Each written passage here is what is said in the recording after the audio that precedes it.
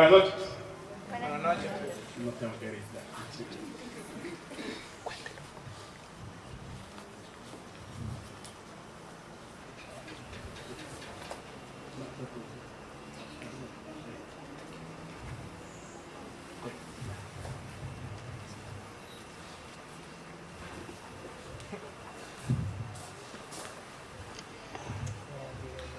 Bien, muchas gracias, bienvenidos todos a esta conferencia donde nosotros vamos a hablar de algo en común que tenemos la mayoría, que es Game of Thrones.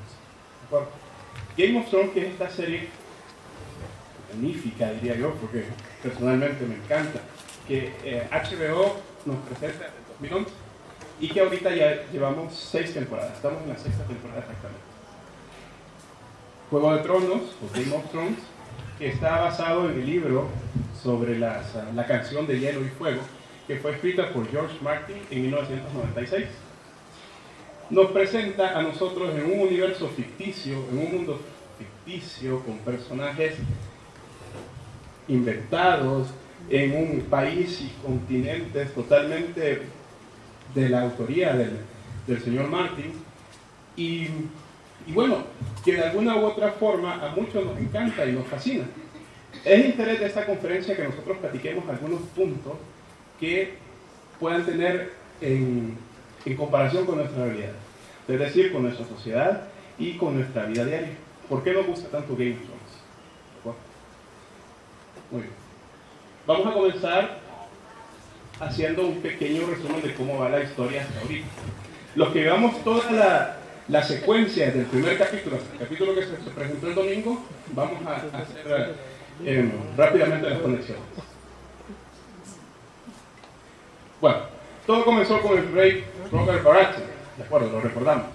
Él era el rey de los 7 reinos, estaba instalado en King's Landing y él fue asesinado, de acuerdo, por envenenamiento mientras él cazaba. A su muerte, por lógica, fue su hijo Joffrey Baratheon quien lo sustituyó en el trono, ¿de acuerdo? Pero Joffrey,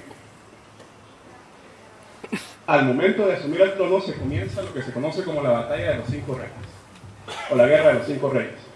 Y todo es a partir de la filiación no segura que tiene Joffrey con su padre. Porque Cersei realmente, ya sabemos todo, que lo hubo con su hermano Jaime. ¿De acuerdo? Entonces, como esto fue un secreto a voces que inmediatamente el rey Robert murió, el reino entero se dio cuenta de eso, entonces comenzaron a surgir reyes que se autoproclamaron y que dijeron, no, este no es el heredero legítimo, soy yo. ¿De acuerdo? Comenzando, por supuesto, los hermanos del rey Robert, Renly Baratheon, ¿de acuerdo?, que estaba armando su ejército y que se alió con la casa de los Tyrell y que estaba programando hacer una invasión a King's Landing, cuando el otro hermano del rey Robert, Stannis, lo mata, ¿de acuerdo? Porque, por supuesto, quien era el heredero al trono no era Renly, era Stannis.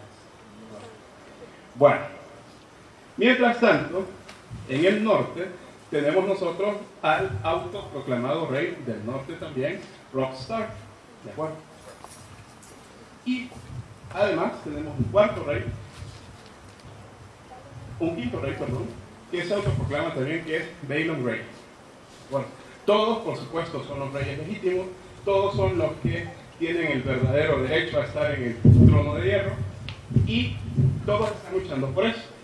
A Renly lo mata Stannis, a Robert lo matan sus aliados de Frey y Bolton, y a Balon, pues está recientemente muerto.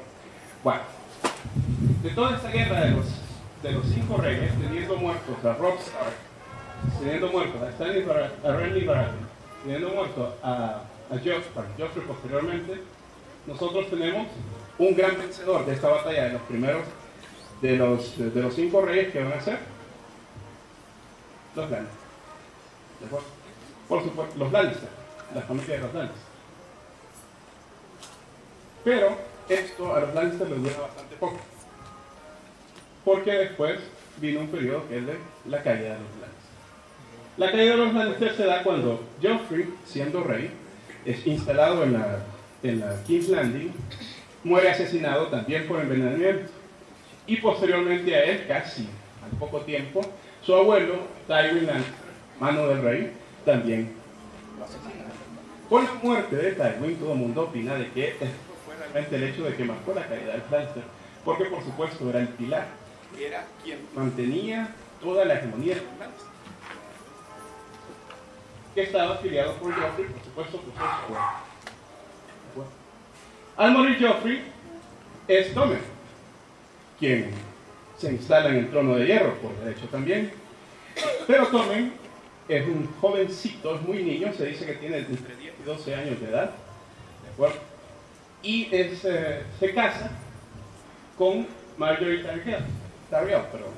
Entonces Marjorie, sumamente ambiciosa también, comienza a influir en su marido para que haga las cuestiones como ella quiere. Cersei, la mamá de Tommen, gracias, por supuesto celosa y molesta porque Marjorie está teniendo demasiado protagonismo en las decisiones del rey. Entonces le da mucho poder a los gorriones. Los gorriones, recordemos que era esta orden sumamente estricta de monjes de la fe militante que tenían una cuadratura tremenda en sus puntos de vista religiosos.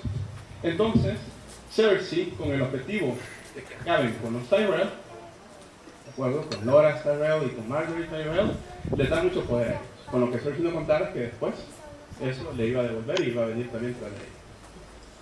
Bueno, a partir de ahí, la inestabilidad se propaga al resto del reino. ¿Cómo? Bueno, recordemos que estaba Oberyn Martell, que llegó a King's Landing para la boda del rey Joffrey, ¿de acuerdo? Oberyn Martell, que se puso también de voluntario para hacer el juicio por combate para poder vengar la muerte de su hermana, y con quienes los Lannister habían hecho, por conveniencia, la alianza de casar a Myrcella, la hermana de Tommen, con el hijo de Oberyn, que se llamaba Tristán. Bueno, en otros lados, tenemos, por supuesto, a Littlefinger, a Peter Baelish, ¿de acuerdo? Peter Baelish, que se movió de King's Landing después de la muerte del rey, porque fue el que lo asesinó, y a partir de ahí él comienza un doble juego, porque se dice que es aliado de los Lannister, pero también comienza a jugar a ser aliado con los Stark, llevando a Sansa. Entonces Peter Baelish arma una alianza con Robb Bolton para casar a Sansa con el hijo de el generoso Ramsay.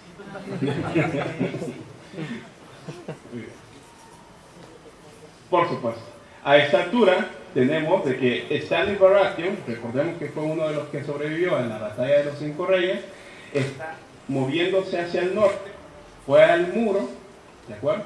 Y ahora se quiso enfrentar a los Bolton, pero murió porque su ejército estaba muy cansado, ya no tenía los recursos y estaba devastado por el frío del invierno. Ahora bien, recordemos también que más allá del muro tenemos a los caminantes blancos, que es esa gran amenaza que está teniendo el mundo completo. Ahí tenemos, por supuesto, a uno de los personajes principales, Jon Snow, quien es siendo Lord Commander de la Guardia Nocturna, se alía con los salvajes. ¿De acuerdo? Los salvajes, recordemos que también era el pueblo anárquico, salvaje, totalmente como su nombre lo indica, que estaba ubicado más allá del muro. Jon hace una alianza con ellos para poder juntos enfrentar la amenaza de los caminantes blancos, que solamente tiene sus historias en el resto del Westeros. Bueno, tenemos los caminantes blancos. Muy bien. Mientras tanto, tenemos al este, en Essos, que es el otro continente, alejado totalmente de todo lo que está pasando aquí, a los dragones. A la reina, por supuesto, Daenerys Targaryen, también conocida como la primera en su nombre, Marine, reina de los Ángeles, los primeros hombres, señora de los 7 reinos, protectora del reino, Calici del gran mar de hierba, Daenerys de las tormentas, la que no arde y la madre de los dragones. Nada más para hacer honor a toda la dignidad de Daenerys. Daenerys tiene dos grandes circunstancias externas a su propio carácter que la están ayudando muchísimo para poder conseguir lo que quiere, que por supuesto ella también es heredera por derecho al trono de los siete reinos y ella está luchando por él. Daenerys tiene para comenzar 3 dragones que reaparecen después de muchos siglos de haber desaparecido de la faz de la tierra y reaparecen por una persona que realmente merece tenerlos, que es ella misma. Y también, por supuesto, tiene los Inmaculados. Los Inmaculados, que es el ejército con el que Daenerys se armó para poder ir a conquistar el trono de hierro. Pero bueno, nos damos cuenta, ahí por la 3ª temporada, de que al llegar a su 4ª ciudad, Daenerys tiene que enfrentarla contra sus opresores, que son los que no están de acuerdo con las formas de gobierno de Daenerys y quieren volver a su estatus esclavista. Entonces, bueno, vemos cómo todo eso está pasando. Tenemos la... Perdón. Estoy claro de los otros reyes del otro continente porque son herederos. Sí. Pero no estoy claro por qué ella es heredera. Ella es heredera porque su padre fue el rey loco. El rey a quien Robert le quitó el reino. Ella es la hija directa, ¿eh? Sí. Bueno, entonces todo esto lo que está pasando hasta ahorita, ya sabemos que, bueno, porque ya hemos avanzado en la 6ª temporada, que Jon Snow no se murió. Lo siento. Y ya sabemos también otras cositas que ya no voy a decir más. Bueno, muy bien. Pero por supuesto, todo esto nada más para recordar, no es interés de esta conferencia nosotros hacer spoilers, o por lo menos no más. No vamos a hacer tampoco un montón de especulaciones e hipótesis de qué va a venir después, aunque por supuesto yo sé que todos la tenemos. El interés de esta conferencia es sobre todo ver los símbolos que tiene cada personaje y las similitudes que tiene todo lo que nos presenta Game of Thrones con la historia. Todo lo que presenta Game of Thrones con nuestra realidad. Porque tiene muchos aspectos interesantes. Tiene tantos que realmente priorizarlos para presentarlos en la conversación que tenemos ahorita ha sido bastante complicado. Sin duda, van a quedar un montón. Pero para eso vamos a tener el receso después de la conferencia para que sigamos platicando los aspectos que por supuesto a mí me faltan. Muy bien.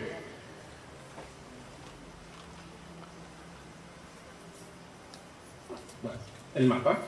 Tenemos a Westeros y a Essos. Muy bien. Pregunta. ¿Es todo fantasía en Game of Thrones? ¿Sí o no? No. No. ¿No? ¿Sí? ¿Quién da más? Bueno, vamos a ver. Demos un vistazo entonces, como dije, a la historia para comparar algunos elementos que Game of Thrones nos presenta y darnos cuenta que sí existieron. Comenzando, por supuesto, con esto. ¿Quién lo reconoce? Alejandría. Casi, pero no. Casi, pero no. No, tampoco. Es del mundo Game of Thrones. No es de nuestro mundo. Es Valyria. Es Valyria. Miremos ahí al dragón de Valyria. Bueno. Valyria. ¿Qué es Valyria? Recordamos nosotros de que Game of Thrones a lo largo de toda la historia hace muchas referencias a Valyria. Se hace referencia en su idioma, en el Alto Valirio y en el Valirio Común. Se hace referencia a los descendientes de Valyria, que son por sangre y línea directa los Targaryen. Y se habla también de muchos misterios que Valyria tenía. Ya vamos a ver algunos, ¿de acuerdo? Pero Valyria, en la historia y en el universo de Game of Thrones, es un continente perdido, ¿de acuerdo? Que después de un cataclismo desapareció del mapa. Valiria es una ciudad en ruinas que fue una vez capital de un gran imperio llamado el feudo franco de Valiria. Fue destruida por un cataclismo conocida como la maldición de Valiria. La ciudad está ubicada en una península de Esos, se dice. Por supuesto, no saben todavía. Muy bien. Algunas ilustraciones de Valiria. Es que Valiria existió en nuestra historia, o referencias parecidas a de Valiria. ¿Perdón? La Atlántida. Muy bien. Si vemos nosotros, la historia de la Atlántida, o el continente perdido, tiene muchísimas similitudes al de Valiria. Porque a la Atlántida también se dice de que era un continente que se hundió después de un gran diluvio, ¿de acuerdo? No se sabe exactamente dónde está Atlántida, aunque quizás para darnos cuenta dónde está basta con ver un mapa y ver que hay un océano que se llama Atlántico. Pero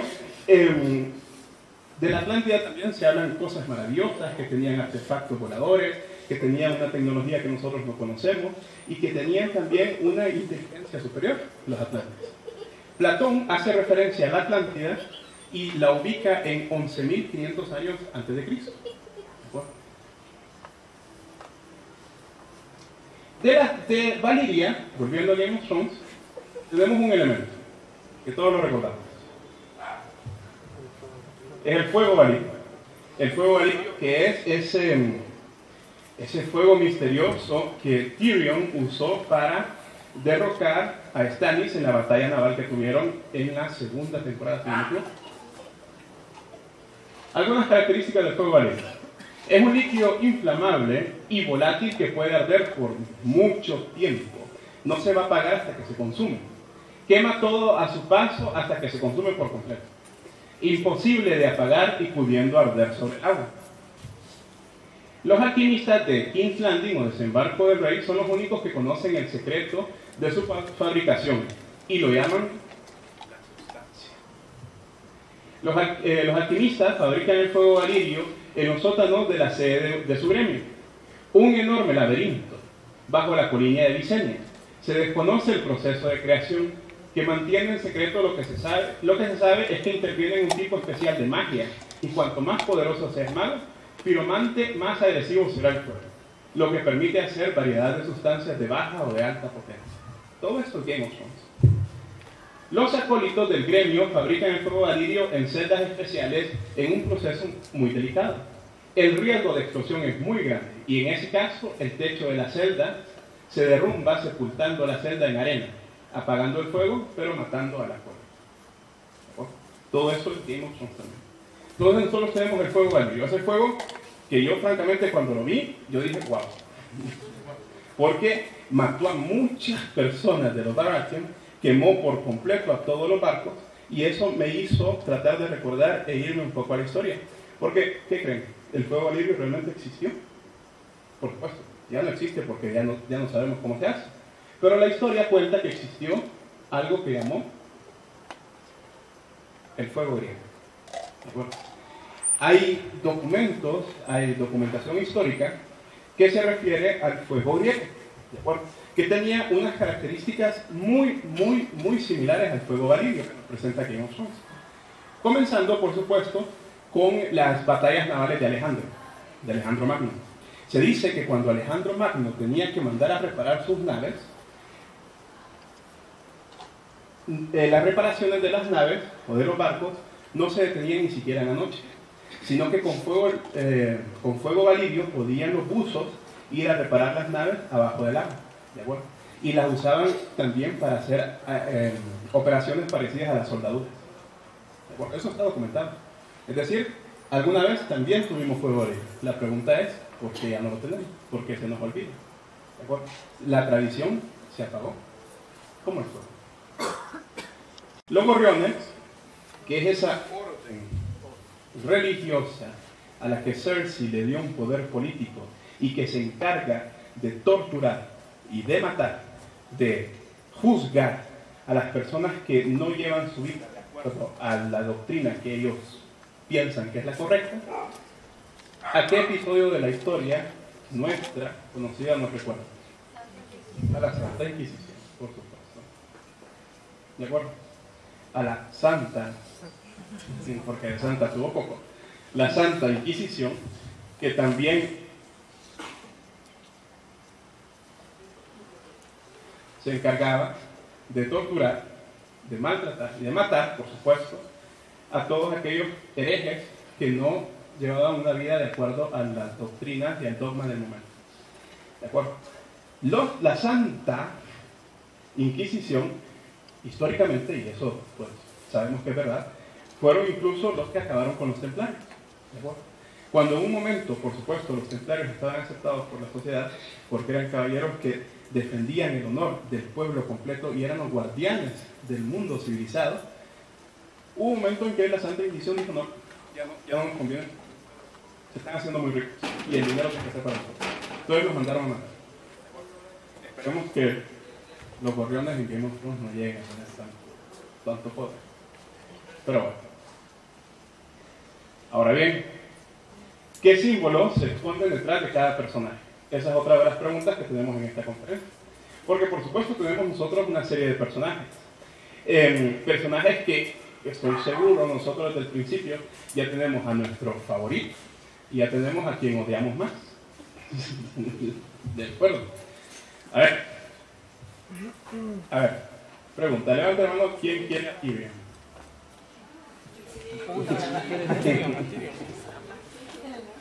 ¿Quién quiere a Daenerys? ¿Quién quiere a Jon?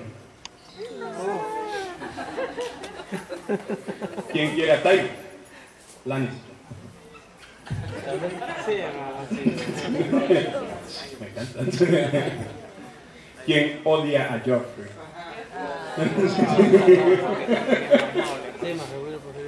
¿Quién odia más a Ramsay?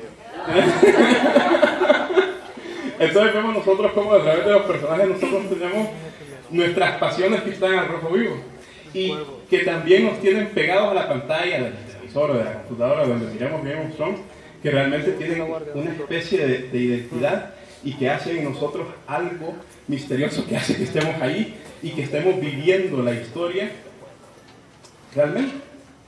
Vamos a ver. Miren, hay una conferencia de Game of Thrones.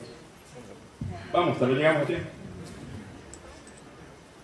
Vamos a ver. Por supuesto, comencemos por uno de los primeros que nos presenta la historia. El Rey Robert. ¿Qué simboliza el Rey Robert? Entre otras cosas, por supuesto. Vamos a hablar de que el Rey Robert simboliza la ambición, la gula, la lujuria. Quería conseguir el trono de hierro a cualquier precio. Pero pronto se da cuenta que gobernar es más una responsabilidad a un montón de privilegios. Bebe, come, casa, puntos suspensivos, mucho. Demasiado. Ese es el Rey Robert, ¿de acuerdo? Pero bueno, es decir, en él nosotros tenemos una representación de lo que un mal gobernante es, pero sin duda lo que un buen guerrero fue, ¿de acuerdo? Porque si nosotros vamos a la historia de Game of Thrones, el Rey Robert fue un gran guerrero, fue un gran guerrero, muy valiente y muy conocedor de la estrategia militar, tanto que logró derrocar al rey loco e instalarse en el trono de hierro. Pero así como nos explica Platón, a nosotros como filósofos nos encanta Platón, nos encanta irnos atrás. En la filosofía de la India, donde se nos hablaba de las diferentes castas, hay castas que son chátrias, que son guerreras por naturaleza, y hay castas que también son de oro, que están llamados a gobernar. ¿De acuerdo? El Rey Robert nos recuerda que no necesariamente porque sepamos nosotros ser grandes guerreros tenemos que ser grandes gobernantes. De hecho, para él, lo vemos que a lo largo de los 17 años que duró su reinado hasta que lo mataron, él se aburría muchísimo. Por lo que a su aburrimiento lo compensaba o lo trataba de compensar comiendo, bebiendo, cazando, punto suspensivo, mucho. ¿De acuerdo? Entonces, eso es el Rey Robert. Tenemos otro personaje.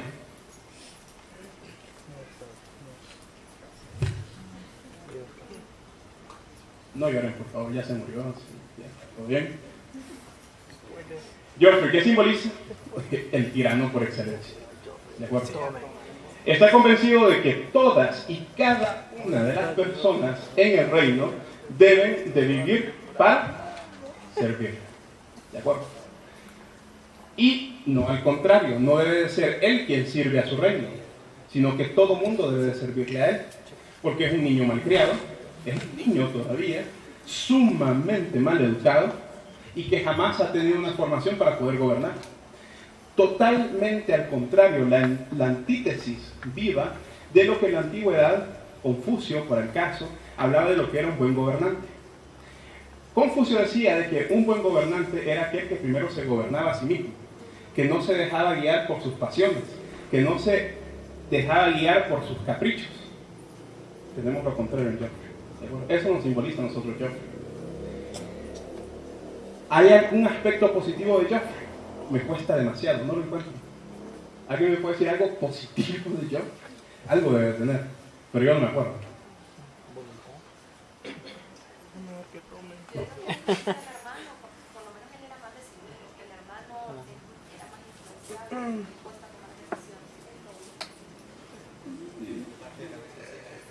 Sí. Sí. El tirano. Bueno, lo siento, Joffrey no tiene muchas cosas positivas, pero Joffrey simboliza por excelencia en la historia de Game of Thrones a lo que es el tirano. Siguiente personaje. Vamos a hablar de los Lannister, ¿de acuerdo? De los Lannister enteros, como familia. ¿Quiénes son principalmente? Pues Tywin, Cersei, Jaime y por supuesto Tyrion. Los Lannister, ¿qué simbolizan? A través de su lema, que es un Lannister siempre paga su deuda. Los Lannister son corruptos. Los Lannister se odian entre ellos y a los demás. Los Lannister les quitan todo, si les quitan todo el oro no les queda nada. Todos les temen por eso. No son la familia. Ejemplo de los Lannister que nadie los quiere. Nadie, excepto sus padres, lloran a Joffrey cuando se muere. Si nos fijamos, cuando Joffrey se muere, solamente Cersei y Jaime están desolados. Por supuesto, estos eran sus papás al final de cuentas. Pero de ahí todo el mundo estaba casi celebrando. En King's Landing y más allá. De acuerdo, cuando Joffrey se murió. Un Lannister siempre paga sus deudas. Dependiendo del punto de vista donde nosotros lo miramos, esta frase o este lema que la familia tenía puede tener aspectos muy positivos o aspectos muy negativos. ¿Cuál podría ser un aspecto positivo? Pues es lo que se refiere a honrar las deudas que se tienen, ¿de acuerdo? A nunca olvidarlas y a siempre estar pendiente por generosidad de los demás. Es un aspecto positivo. Un Lannister siempre paga sus deudas. Pero un aspecto negativo nos habla del materialismo que esta gente tenía, ¿de acuerdo? Porque recordemos de que los Lannister eran los dueños de las minas de oro. Eran muy ricos. Se dice que poseían todo el oro del reino, o la mayoría de él. El problema es cuando, casi a la muerte de Tywin, la gente se da cuenta de que las minas de oro ya se agotaron. Y el reino ya no depende de ellos, sino que más bien tiene una colosal deuda con el Banco de Hierro de Bravos. Ese es el problema. ¿De acuerdo? Y por supuesto, es la familia que tiene mucho dinero en un mundo muy materialista y por supuesto son los que tienen el poder político. 5 minutos. Bueno. Otro personaje, bastante conocido, bastante odiado quizás. Cersei Lannister. ¿Qué simboliza Cersei? Cersei nos simboliza sobre todo el odio. Odia a todo el mundo, la avaricia. Nació no dentro de la familia más rica y rodeada de la abundancia. Cumplió su sueño de casarse con el rey para convertirse en reina, pero, sin embargo, es probable que no haya tenido ni un solo día de felicidad en toda su vida. Cersei es el claro ejemplo de que la posición social y bienes materiales no tienen nada que ver con la felicidad. La vida se hace muy corta porque no la aprovechamos. Recordamos de que la historia de Game of Thrones nos presenta a Cersei como siempre desde niña su mayor anhelo fue ser reina, punto. Y por supuesto estaba dispuesta a llegar a ser reina a cualquier lugar.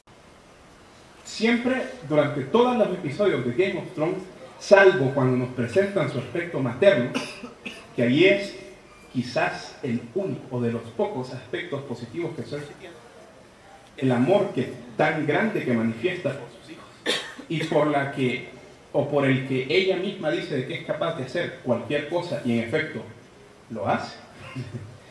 Cersei es alguien llena de odio a todo lo demás, porque exceptuando a Jaime, el papá de sus hijos, exceptuando a Jaime, a Joffrey, a Myrcella y a Tommen, no quiere a nadie más en el mundo.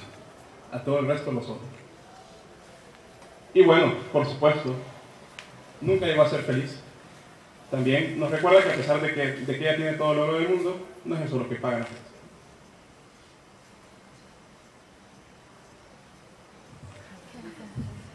De acuerdo, todos estos personajes, Cersei, Tyrion, los Bolton, los Stark, nos recuerda que el karma existe. ¿De acuerdo?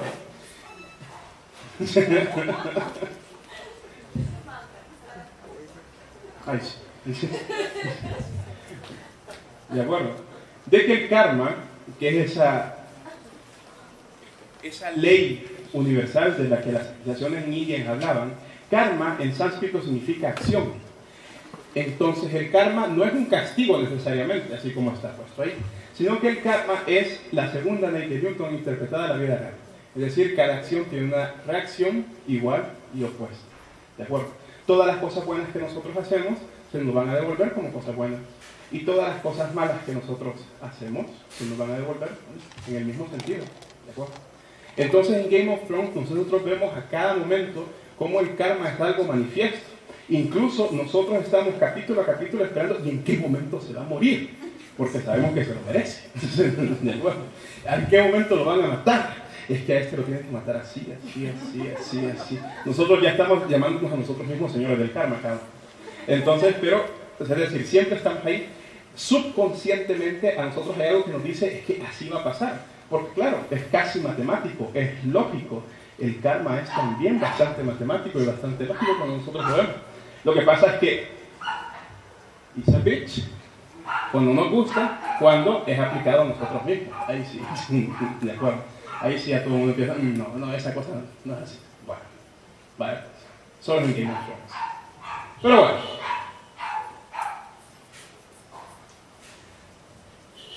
Personajes. Estamos hablando de personajes. Miremos la otra cara de la moneda del personaje. ¿Recordamos la moneda? Porque ahorita solo vimos personajes con símbolos un poco oscuros, ¿no? Pero también, por supuesto, hay símbolos o personajes con símbolos de bastante luz.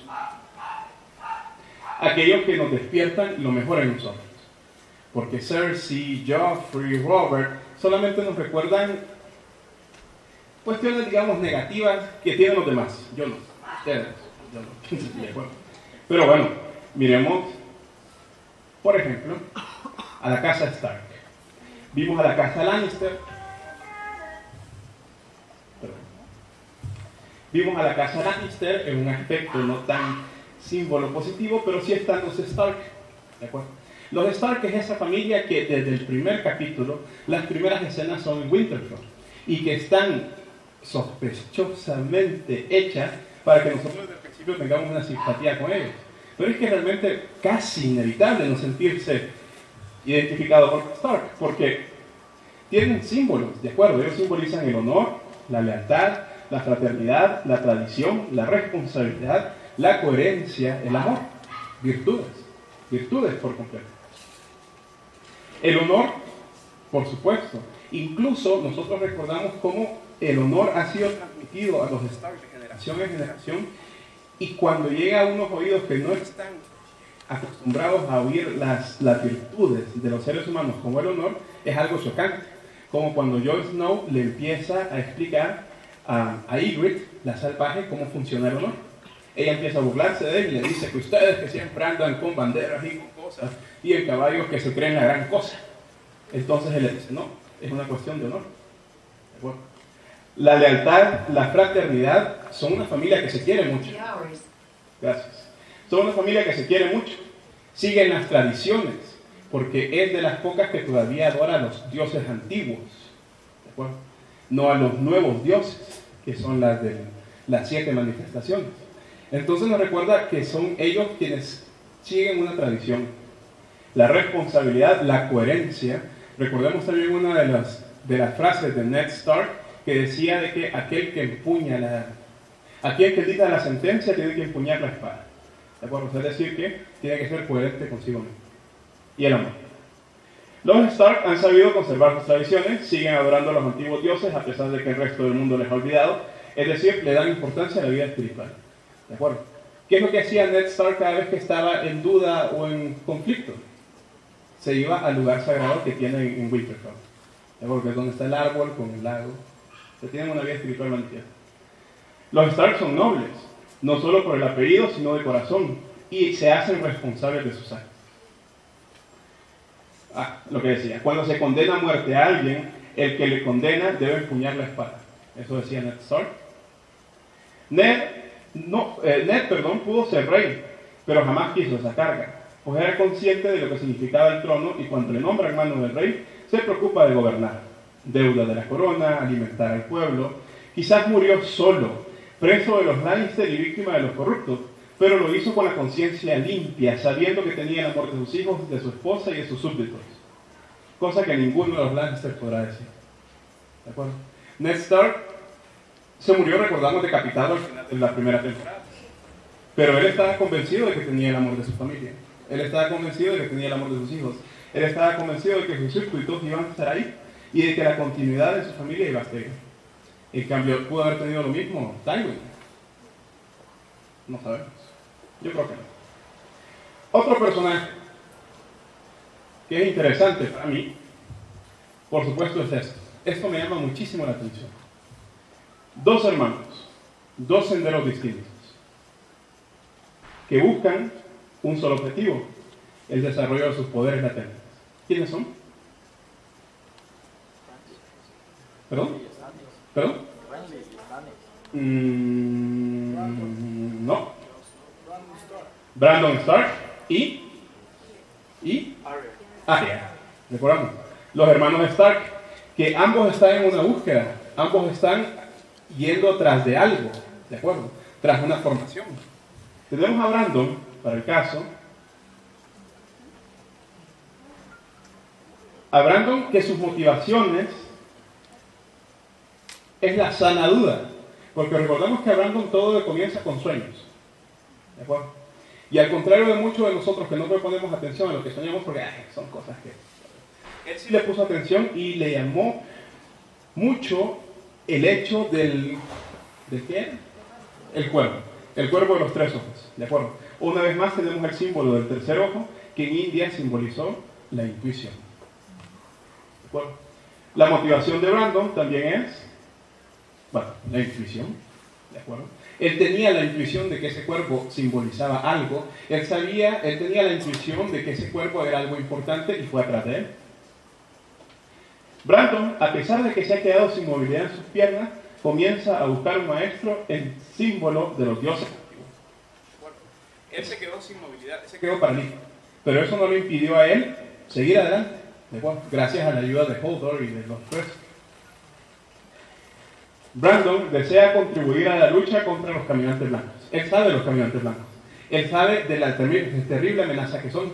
Y lejos de sentirse derrotado y de quedarse para siempre en Winterfell, ¿de acuerdo? Porque es paralítico. No, él va y libra la batalla y llega hasta el norte y encuentra a su maestro, como ya sabemos nosotros. Y la otra, Y lo que le mueve a Brandon a llevar a cabo este camino es el amor hacia la humanidad. Quiere luchar contra la amenaza del mundo. Está su hermana también, Arya.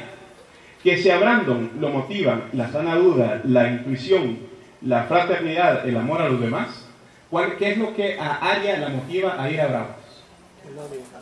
La venganza. ¿De acuerdo? El odio. Casi, rencor. ¿De acuerdo? El odio, el rencor, la venganza. Arya incluso tiene una lista de personas a las que tiene que matar. Y pretende utilizar los conocimientos que adquiere en el templo del dios de las 1000 caras para llevar a cabo su venganza. ¿De acuerdo? También que desarrolle todo lo que ella lleva adentro, sí, pero ¿cuál es lo que ella la motiva? La venganza y el odio. ¿De acuerdo? En cambio, Brandon, en la sana duda, es esa develación que él tuvo por medio de un sueño y que él sabe de que ahí donde va a encontrar una de sus formas como pueda desarrollarse. Arya, aunque su maestro le dice que tiene que desprenderse de todo, ¿de acuerdo? Incluso tiene que olvidarse de quién es, y al olvidarse de quién es, olvida a sus seres queridos, al olvidarse de quién es, olvida sus cosas queridas, al olvidarse de quién es, olvida sus circunstancias queridas. Entonces ahí, estas escenas de Game of Thrones nos recuerdan a la filosofía budista, que nos habla de que para que los seres humanos podamos alcanzar el nirvana o la liberación espiritual, tenemos que desapegarnos por completo de todo aquello que nos ata. ¿De acuerdo?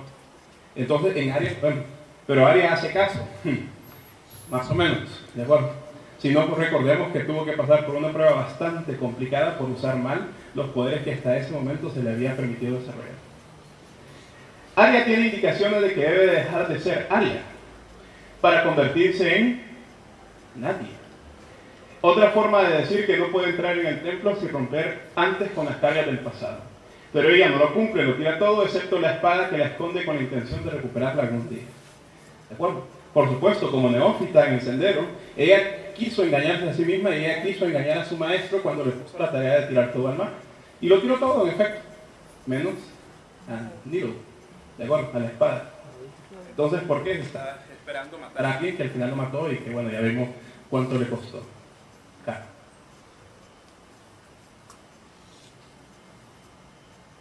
Y bueno,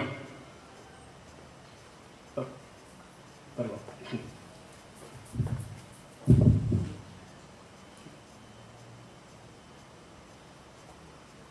Tenemos dentro de los personajes para lo que la historia todavía es un misterio, pero a mí ya me gusta llamarlos así, las tres cabezas de dragón. Recordamos el mito de que van a gobernar los 7 reinos aquellos que sean los jinetes de los 3 dragones, y Daenerys tiene los 3 dragones. Ya sabemos, por supuesto, de que ella va a ser la jinete de Drogo, o por lo menos lo intuimos porque ya lo ha sido de manera accidental. Pero ¿quiénes van a ser los otros dos?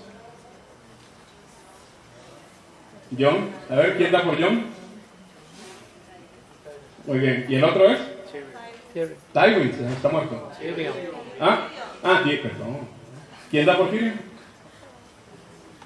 A ver, ¿quién más? ¿Quién más puede ser? Brandon. Volvemos a lo que decíamos antes. No creo, dudo de que él tenga casta de gobernar. Él está para otras cosas. Brandon Stark. Yo lo llamo también las 3 cabezas de dragón: a Daenerys, a Tyrion y a Jon Snow. ¿De acuerdo? Quizás siendo estos los 3 personajes principales de la serie, si es que la serie tiene personajes principales también, ¿de acuerdo? Porque vemos de que todos tienen su momento de protagonismo, de alguna u otra forma. Pero bueno, a mí me gusta llamarlos así, y como soy yo que está parado aquí, vamos a hablar de eso. Muy bien. Hablemos de Tyrion Lannister.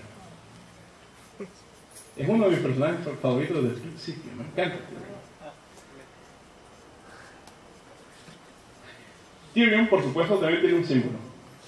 ¿Sí? Tyrion es la inteligencia, es la forma, es civilizador, ¿de acuerdo? Vemos el excelente trabajo que Tyrion hizo cuando fue mano del rey. Fue gracias a él que el reino siguió su curso y mejoró, ¿de acuerdo? Si no hubiera sido por él, Joffrey realmente que lo hubiera llevado más a la perdición todavía de lo que lo llevó. Entonces Tyrion es realmente un estadista. Tyrion ha sabido aceptar sus limitaciones. Es enano. Como todas las tenemos, ¿de acuerdo? Tenemos limitaciones. Pero sobre todo ha sabido potenciar sus virtudes. Su cuerpo es débil y deforme, pero eso no le ha impedido cultivar su intelecto tanto como le sea posible, y esto le ha llevado a ser un adversario temible, así como un buen gobernante cuando tuvo que ser. ¿De acuerdo? Entonces Tyrion fue alguien que superó sus traumas, porque Tyrion tiene trauma desde el nacimiento. Recordemos, ¿no?, que nunca su padre lo quiso, siempre fue el odiado de la familia, siempre fue el rey social, pero a pesar de eso, él siempre siguió adelante. Recuerdo una escena cuando le dice a Jon Snow de que para empezar, él sí tiene que aceptar como bastardo y no puede esperar a que los demás lo acepten a él. Él lo tiene que hacer solo, ¿de acuerdo? Y así a lo largo de la serie vemos distintas frases llenas de sabiduría que Tyrion emana, ¿de acuerdo? Una de mis favoritas de Tyrion es: Ay, mi hermano, trial by combat. Sí. Dicho sea de paso, el juicio por combate, que es esa medida judicial a la que Tyrion apela en 2 ocasiones. Recordamos que la primera fue en el Nido de Águilas y la segunda cuando estaba siendo enjuiciado por matar a Joffrey. ¿De acuerdo? Eso también es algo histórico. En algún momento de la historia existió el juicio por combate. Notablemente en la Edad Media, en el derecho germánico. ¿De acuerdo? Allá en las áreas de Alemania y en los países similares, en la Edad Media se hacían juicios por combate. Cuando la paridad entre las dos partes era mucha o el juicio era realmente muy oscuro para poder encontrar la culpabilidad o la inocencia de alguien. Entonces se dejaba de que los dioses decidieran. ¿De acuerdo? Sí. Muy bien. La otra cabeza de dragón.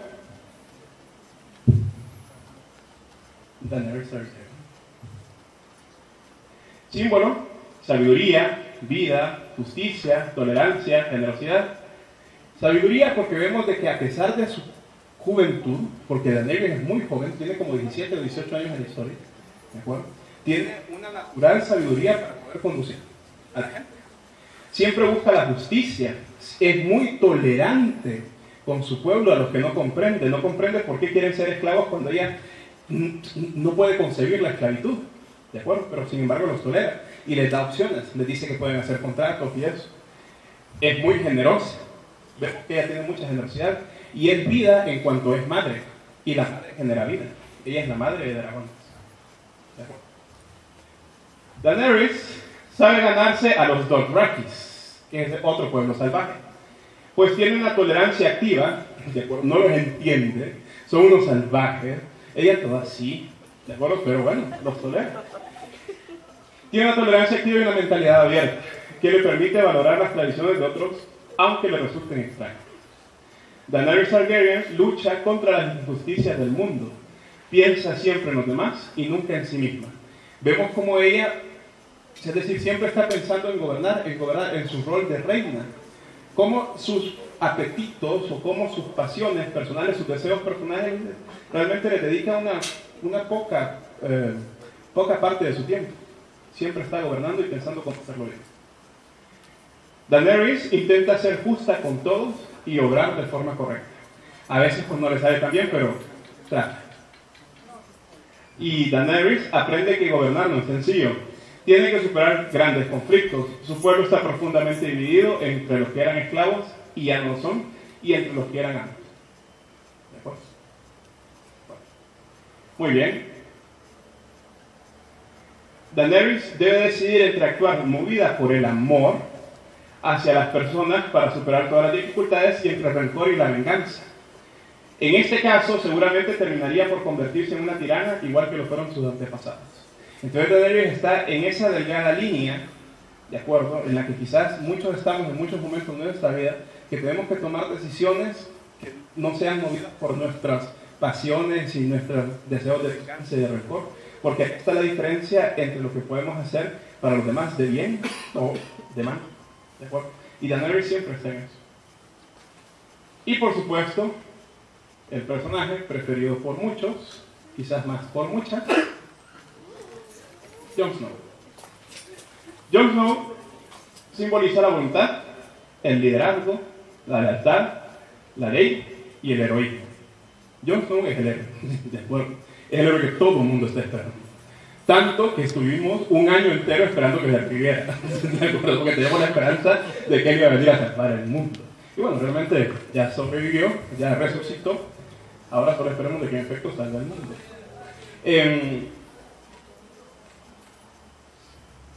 No vamos a hablar del origen de Jon Snow, no. Bueno, ya se sabe. Hay una teoría y Bueno, hay varias. Es hijo de... Sí, bueno. Bueno, Jon Snow es uno superado. Es uno, por supuesto, hay varios, pero es uno de los que más pruebas ha superado. Desde aceptar su situación de bastardo, o sea, cuántas veces en la serie le dicen bastardo al pobre, sin odiar a sus hermanos, ha sabido ganarse el amor de cada uno de ellos, así como el de su padre. ¿De acuerdo? Es decir, Jon Snow, desde que nació, ha sido poco querido. ¿De acuerdo? Él ha recibido poco amor. Incluso vemos en uno de los capítulos, si mal no recuerdo, la segunda temporada, como Kathleen Stark confiesa de que nunca quiso a Jon, de que trató de hacerlo, incluso trató de matarlo cuando era bebé, creo. Cuando estaba niño enfermo, gracias. Bueno, ahí vemos una fanática. Entonces, ¿cómo? Pero nunca pudo realmente. Y siempre fue el bastardo, el Snow. Bueno, entonces, y todo esto, quieranse o no, es algo que afecta. Pero Jon Snow ahí está siempre adelante. Jon Snow entra en la guardia nocturna, pero no lo hace como un criminal que quiere evitar la muerte, sino que lo hace de corazón. Jon Snow lo hace por convicción. Está llevado por el amor hacia la humanidad, convirtiéndose rápidamente en el Lord Comandante. Y lo que nos falta por ver. Bueno, ya vimos que ya terminó su guardia, ¿de acuerdo? Y que ahora falta lo que sigue. ¿De acuerdo? Bueno, vistas las diferentes circunstancias raras de Game of Thrones, que vemos como no son tan raras porque la historia nos cuenta y lo que tenemos que hacer es nada más abrir los libros e investigar un poco. Visto los diferentes personajes con algunos de los símbolos que nos proyectan, vamos a tratar de responder la pregunta del principio. ¿Por qué nos gusta tanto Game of Thrones? ¿Por qué es una serie tan exitosa? ¿Por qué el mismo Barack Obama está esperando el siguiente capítulo? Aunque él lo ve mucho antes que nosotros. ¿De acuerdo? Entonces, ¿por qué nos gusta tanto Game of Thrones? Bueno, a esto, después de reflexionarlo bastante, encontré una posible respuesta. A nosotros nos gusta Game of Thrones quizás porque sus creadores han sido especialmente hábiles para captar lo más recóndito de la naturaleza humana, sus misterios, y plasmarlos en relatos, en escenas, en episodios, en personajes inmortales. Lo han hecho, creo yo, bastante bien.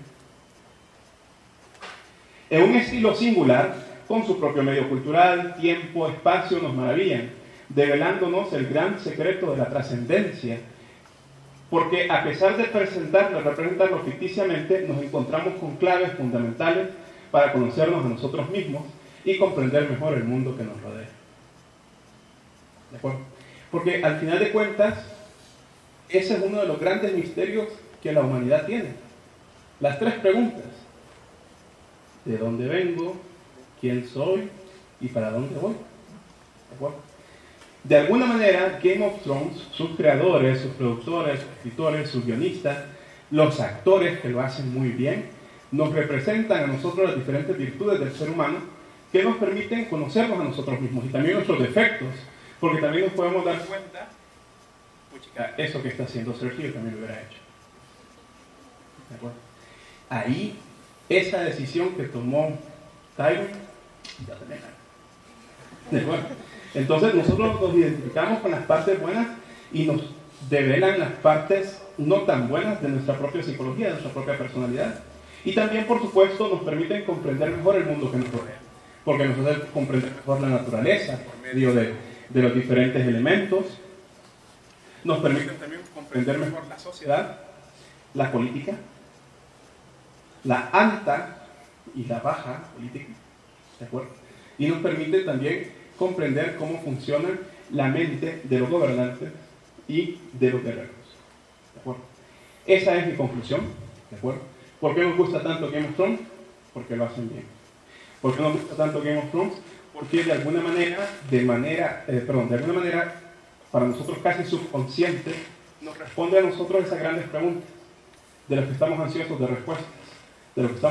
de respuestas, en cada momento, y que pocas veces nosotros podemos encontrar una luz que nos pueda decir, por ahí va la cosa. Game of Thrones lo hace.